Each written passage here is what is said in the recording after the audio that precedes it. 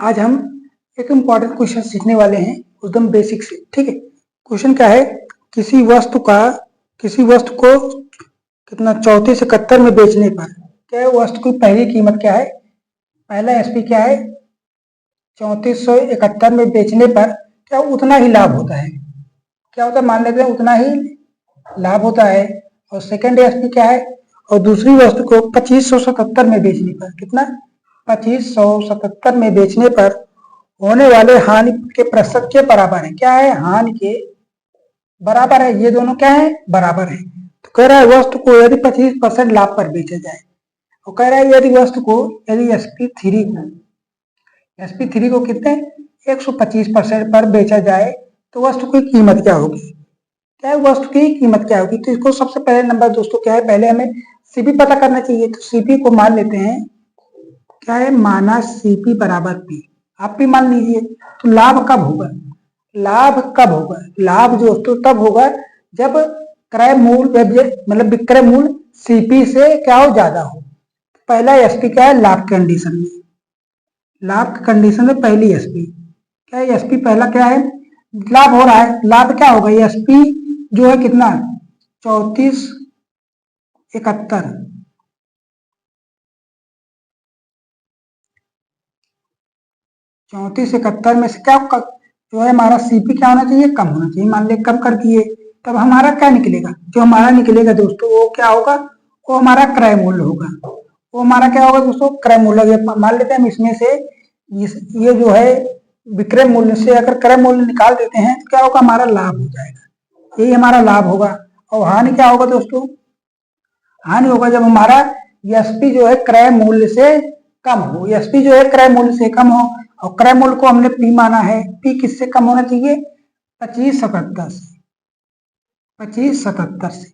और ये दोनों कंडीशन क्या है, बराबर हैं। जब ये दोनों बराबर हैं, यहाँ पे लिखते हैं हानि बराबर क्या है, लाभ, हानि बराबर लाभ है। तब लिख दीजिए, बराबर कर दीजिए, कितना है 3471 माइनस का P equal to P minus 2577। ठीक, अब इसे कर लिया 2p कर लीजिए, और ये दोनों क्या कर लीजिए, जोड़ लीजिए, ये हो जाएगा 2p बराबर, इसमें जोड़ दीजिए कितना 3471, कितना आएगा 8 आ जाएगा, 7 7 14 आ जाएगा, 5 4 9 ये 10 हो जाएगा, 3 2 5 1 6। अब हमारे पास क्या 2p बराबर इतना आ गया, हमें 1p चाहिए। 1p बराबर कितना है, 2 3 6 0 2 दूना 4 2 चौक 8 3 मतलब 20, 3024 रुपए क्या है वस्तु का क्रय मूल्य है। अब इस क्रय मूल्य को कह रहा है 125% लाभ पर बेच दीजिए, इसको क्या है 125% लाभ पर बेच दीजिए। कितना 3024 को हम किस पे बेच रहे हैं, 25% लाभ पर बेच दिए, बटे में 100, कितना आएगा 25 पंचे 125, 25 चौका 100, 4 से काटिए, 4 7 28 बचा 2 2 2 पंचे 20, फिर 2 बचा, 4 छन 24, 4 पंचे 20, 4 छन 24।